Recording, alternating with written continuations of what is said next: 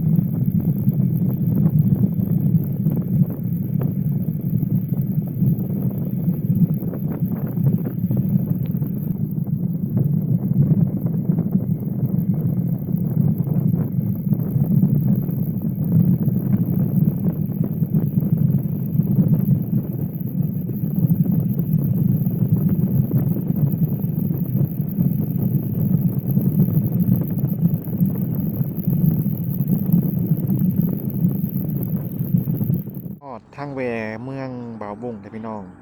เลี้ยวซ้ายจะไปเมืองถาปังทอง33กิโลแล้วก็คันไปตรงหรือว่าไปซื้อก็ไปปากเซ่ไปบ้านบ่สุกพี่น้องไป4แขวงภาคใต้ก็คือแขวงสะระวันปากเซ่สัมปสักเซกองแล้วก็อัตตปือพี่น้องไปปากเซ่129กิโลหรือว่า129กิโลถ้าไปเมืองบ่าวบงไปเมืองถาปังทองก็33กิโลพี่น้องเดี๋ยวเดินทางกันต่อจ้าโอ้เริ่มเมื่อยแล้ว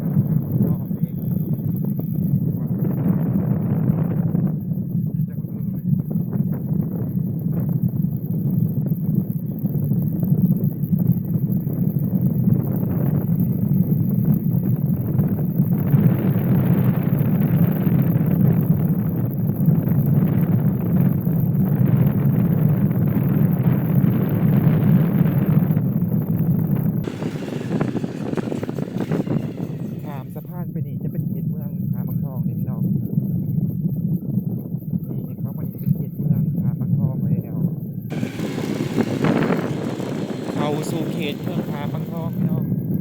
บรรยากาศก็ดีบอกได้คำเดียวว่าดีเวลิกู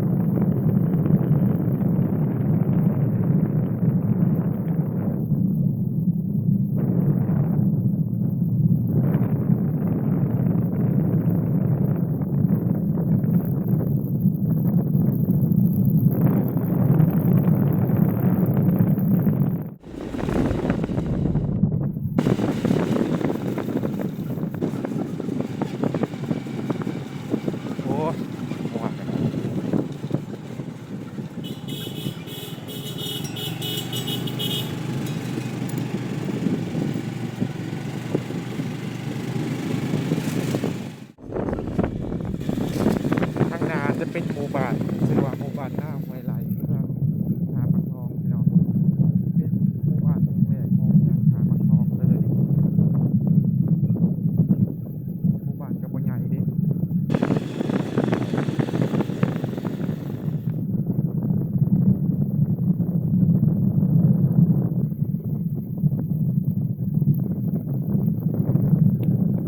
อยู่ลาวมีสัตว์เลี้ยงนอนอยู่ข้างทางหรือว่า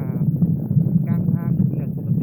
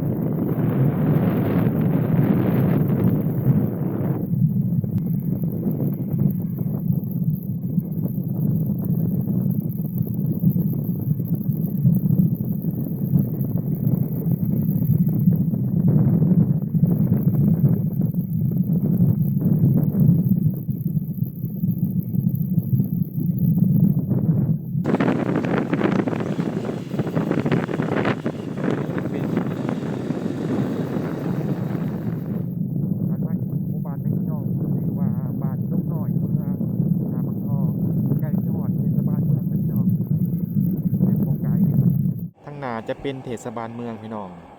บ้านนนจานเมืองถาปังทองแขวงสะหวรรณเขต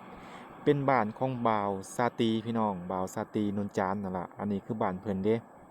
แต่ว่าเพิ่นก็บ่ได้อยู่บ้านเพิ่นอยู่ไทยพี่น้องเฮ็ดงานอยู่ไทยนี่ล่ะบ้านนนจานเมืองถาปังทองตั้งอยู่ใจกลางเมืองเลยพี่น้องก็คือเทศบาลเมือง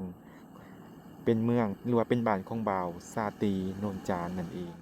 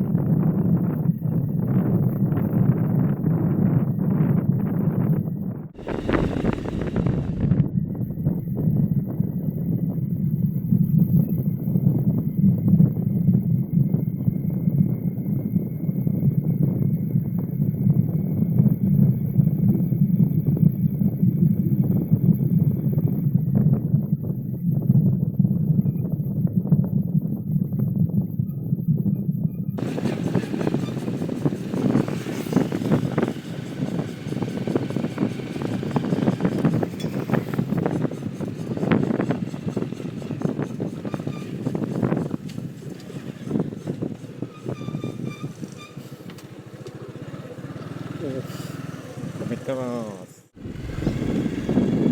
บ่ได้อยู่2ทิศเขาเจ้าเขียวแหละงามขนาดบนทางกับคือเฮ็ดอะไรนี่นะ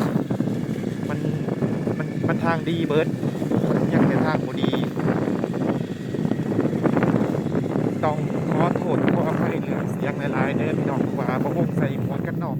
มันก็เลยเสียงบ่ค่อยได้ยินเสียงก็ดังแปลกๆนี่ต้องขอโทษหลายๆ sorry